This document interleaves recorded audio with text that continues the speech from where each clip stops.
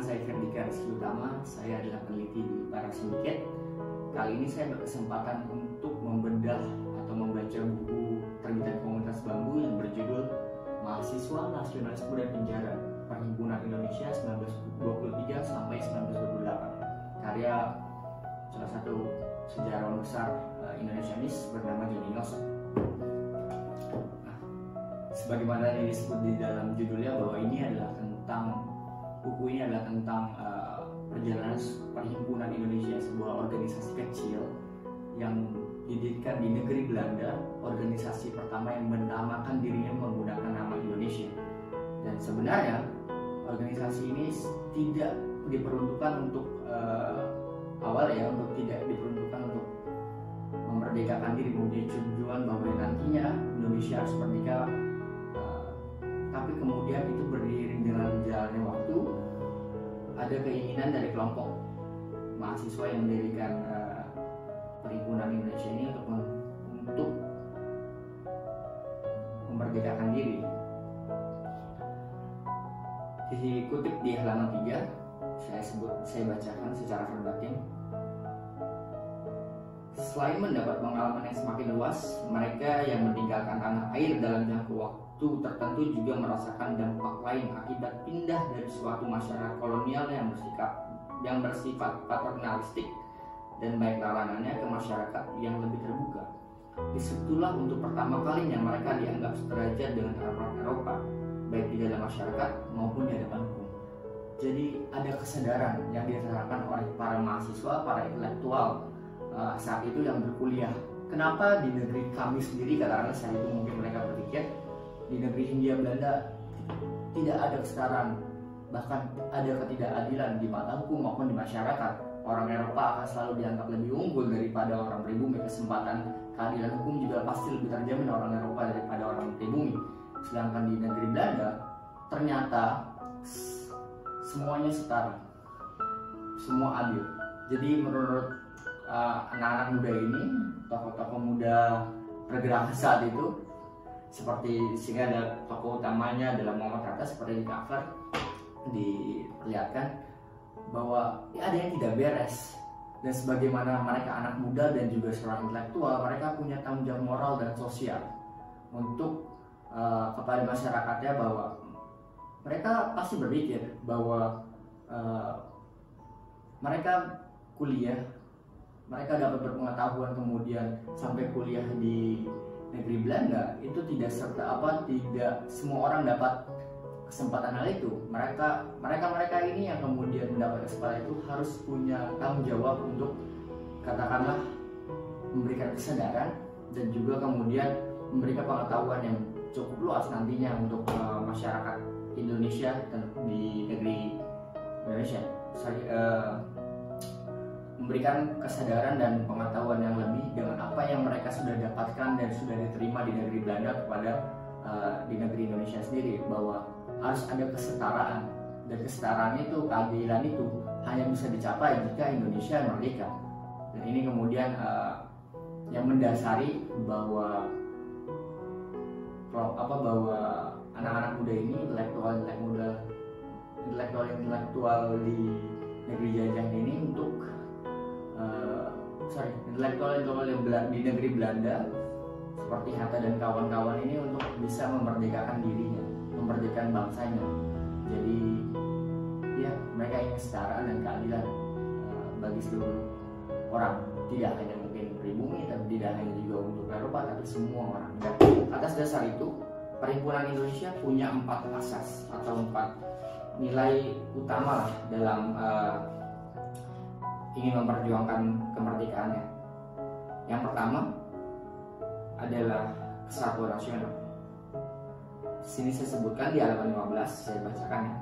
Kesatuan nasional yaitu mengesampingkan perbedaan khas dan bersifat kedaerahan serta membentuk suatu front kesatuan melawan Belanda untuk menciptakan suatu negara kebangsaan Indonesia yang bersatu dan merdeka.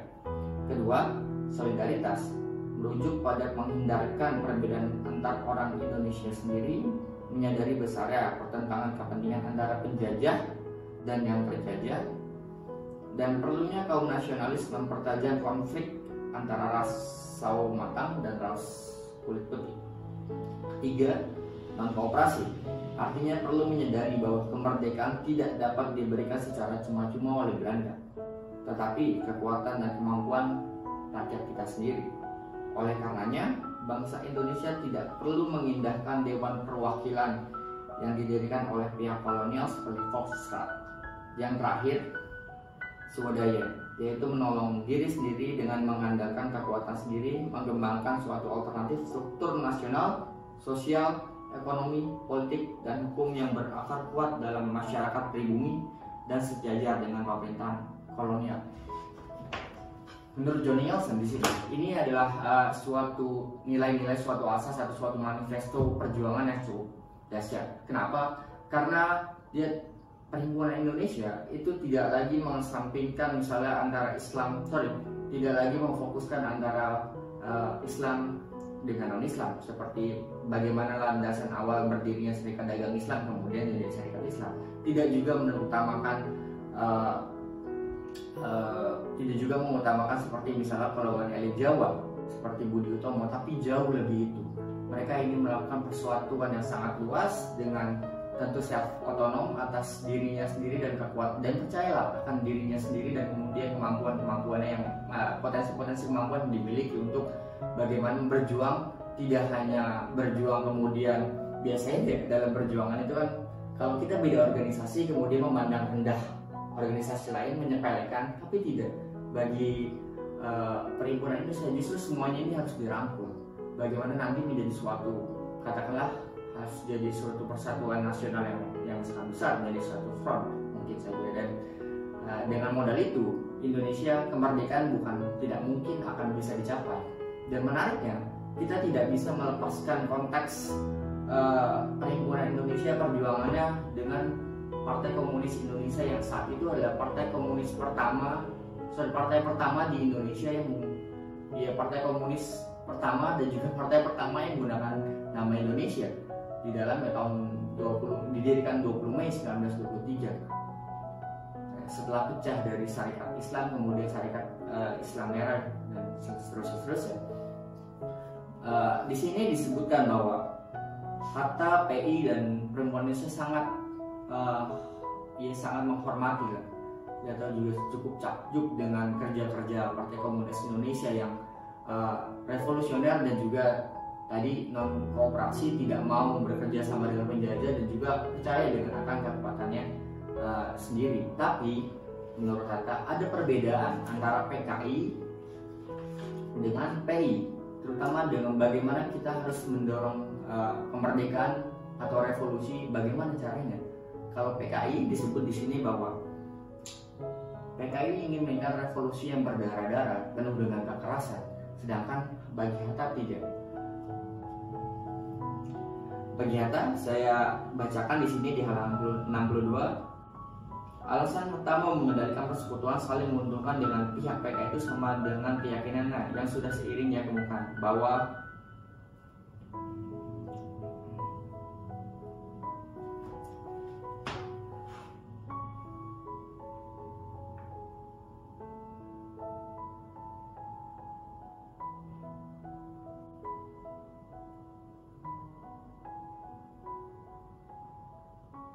sini saya bacakan bagaimana Hatta dan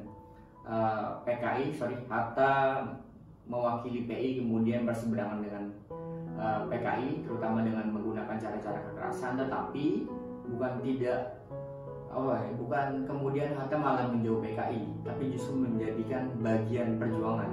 Seperti ditulis ini di halaman 62 disebutkan bahwa meskipun PI berbeda pendapat dengan PKI dalam hal penggunaan kekerasan, tetapi Hatta yakin bahwa dengan bergabung dengan PKI, maka PI dapat mengendalikan keinginan PKI menggunakan aksi kekerasan.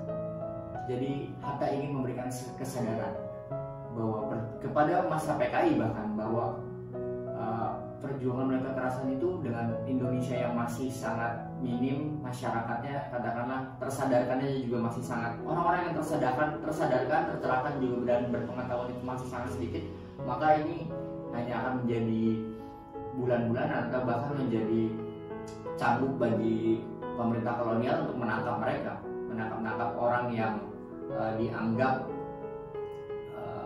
menggunakan kekerasan dan mengancam keamanan dan ketertiban, peace and order. Dan di sini Hatta justru malah ingin mereka bahwa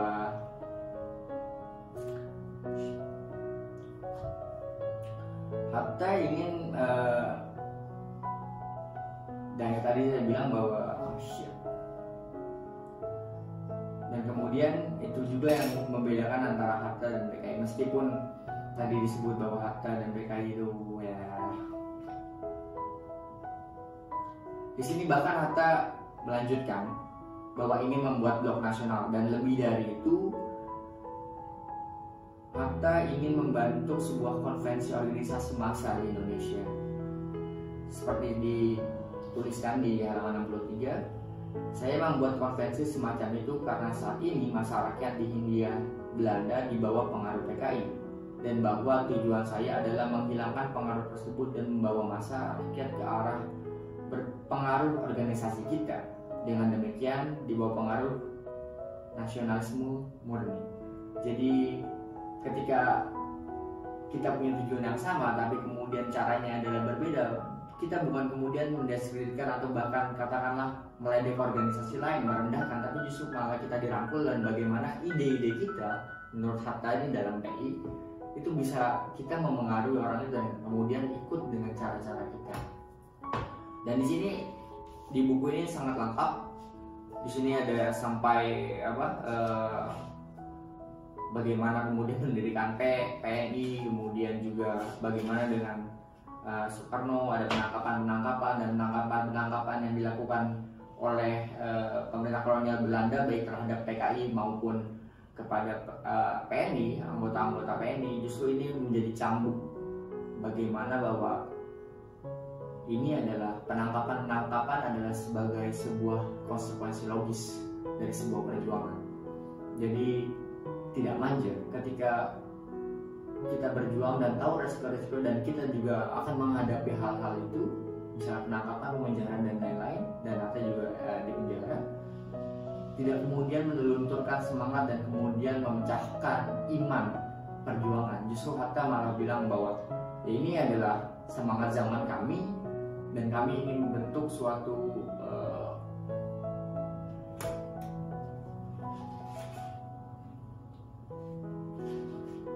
dan ini adalah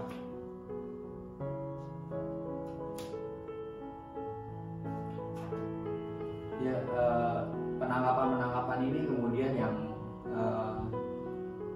penangkapan yang dilakukan oleh pemerintah kolonial Belanda terhadap aktivis PNI maupun PKI tidak justru malah menyurutkan semangat kemerdekaan, cita-cita mewujudkan cita-citanya, tapi justru sebaliknya, ini justru malah menempa bahwa perjuangan adalah jalan yang sangat panjang dan kemudian juga penuh dengan risiko dan tantangan. Dan sebagai seorang aktivis, sebagai seorang anak muda, ini adalah konsekuensi, dan dia tidak cengeng, tidak meminta maaf, kemudian juga tidak dipaksa mengakui apa yang tidak dia lakukan, atau justru malah kemudian juga ditangkap. Dan ini adalah konsekuensi logis, dan ini adalah bagaimana roh api perjuangan anak muda dan intelektual, bahwa dalam semangat zaman, bahwa dalam garis sejarah, anak muda itu selalu diametral dengan kekuasaan.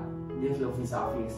Anak muda dan intelektual punya pandangan tersendiri tentang bagaimana dunia akan dibentuk, bagaimana Indonesia akan dibentuk, dan bagaimana idealnya Indonesia akan dibentuk dengan cara apa.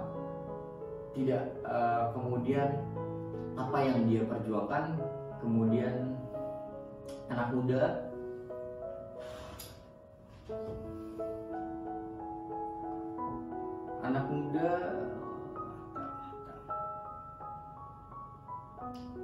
Hatta kemudian mengajarkan bahwa dalam perjuangan itu memang penuh resiko, terlebih perjuangan mencapai sebuah kemerdekaan, sebuah cita-cita besar luhur, bagaimana membentuk suatu negara dan bangsa, serta juga ada rakyat yang memiliki rasa keadilan dan kesetaraan di dalamnya.